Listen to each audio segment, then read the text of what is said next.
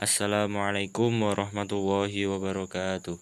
Alhamdulillahirabbil alamin wa bihi nasta'in wa ala umuri dunya waddin wa ala alihi wa sahbihi ajmain, amma ba'd. Di video kali ini kami akan menjelaskan tentang klasifikasi bunyi bahasa. Terus simak video berikut dan selamat belajar. Klasifikasi bunyi bahasa.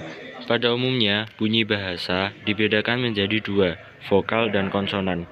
Bunyi vokal semuanya bersuara, sedangkan bunyi konsonan ada yang bersuara dan ada yang tidak. Klasifikasi bunyi bahasa. Klasifikasi bunyi bahasa dibagi menjadi tiga, yaitu vokal, konsonan, dan semivokal. Apa itu vokal? Vokal yaitu bunyi yang terjadinya tidak ada hambatan pada alat bicara, jadi tidak ada artikulasi. Konsonan yaitu bunyi yang diproduksi dengan menghambat arus udara pada sebagian alat bicara, jadi ada artikulasi. Sedangkan semivokal yaitu bunyi yang secara praktis termasuk konsonan, tapi karena pada waktu diartikulasikan belum membentuk konsonan murni, maka bunyi-bunyi itu disebut semivokal atau semikonsonan.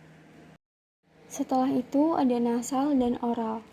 Nasal atau bisa disebut juga dengan sengau, yaitu bunyi yang terjadi apabila udara keluar atau disertai keluarnya udara melalui rongga hidung, dengan cara menurunkan langit-langit lunak beserta ujung anak tekaknya. Sedangkan oral yaitu bunyi yang terjadi ketika langit-langit lunak beserta ujung anak tekak menaik menutupi rongga hidung, sehingga udara hanya bisa melalui rongga mulut saja. Bunyi keras disebut juga dengan fortes, dan lunak disebut juga dengan lenes. 1.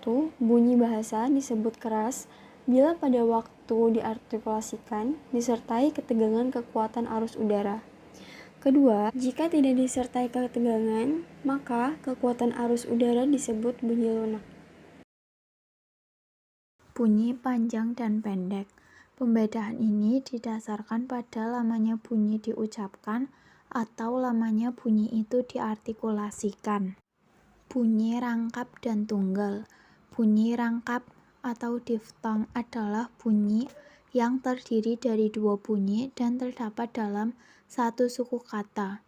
Jika terdapat dalam dua suku kata yang berbeda, bukan bunyi rangkap melainkan bunyi tunggal saja. Nyaring dan bunyi tidak nyaring. Pembedaan bunyi ini didasarkan derajat kenyaringan. Hal ini sebenarnya adalah tinjauan menurut aspek auditoris.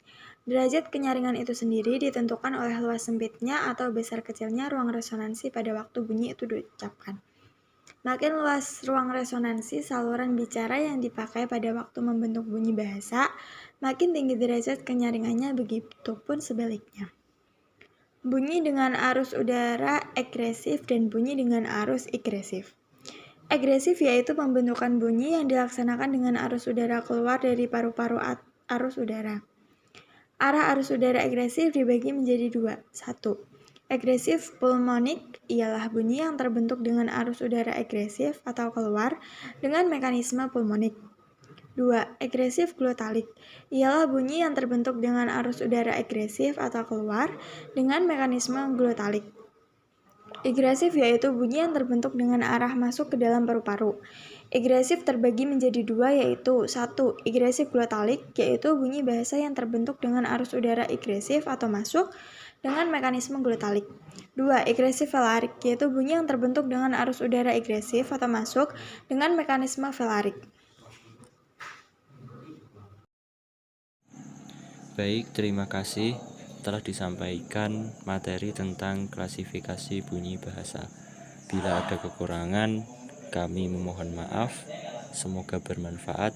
Akhirul kalam. Wassalamualaikum warahmatullahi wabarakatuh.